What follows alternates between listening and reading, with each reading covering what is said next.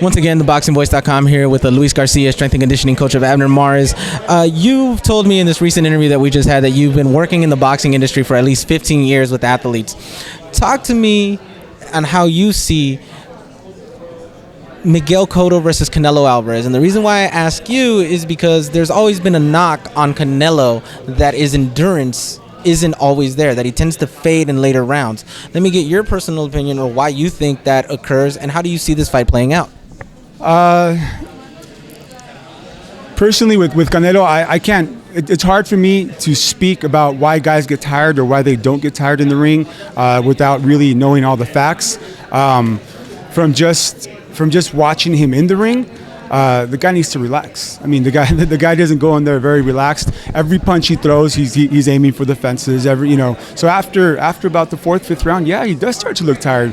You can condition an athlete to be in there for 12, 13, 14, 15 rounds, but come night of the fight, and he can't relax in there.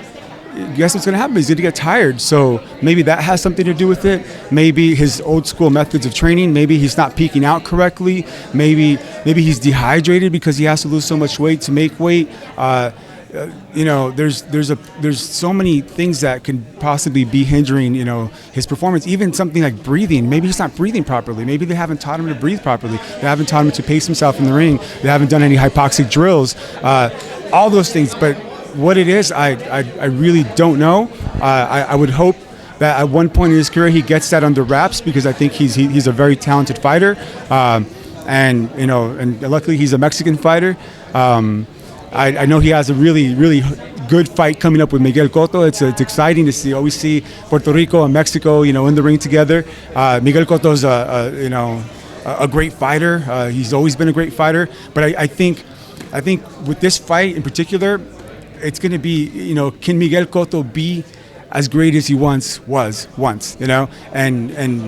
can he do that? Or is he going to get old overnight? I mean, he's not young. He's 34 years old. He has had some wars. His last couple performances have been, up and down. And so hopefully he can muster up, enough, energy to get through a good camp and get in the ring with Canelo and really have a good fight with Canelo. If the old Miguel Cotto shows up, I think he beats Canelo. I definitely do. I don't think Canelo's a technically sound, defensively responsible fighter. And Cotto's a good fighter. I think he does have a good amount of defense. I think he is fast. I think he does have power. But I mean, ultimately, if that's not the case, I mean, you have to give it to Canelo. Youth at this point, it's going to be youth, and hopefully he doesn't fade like he usually does. But it might not even get that far, Thank you.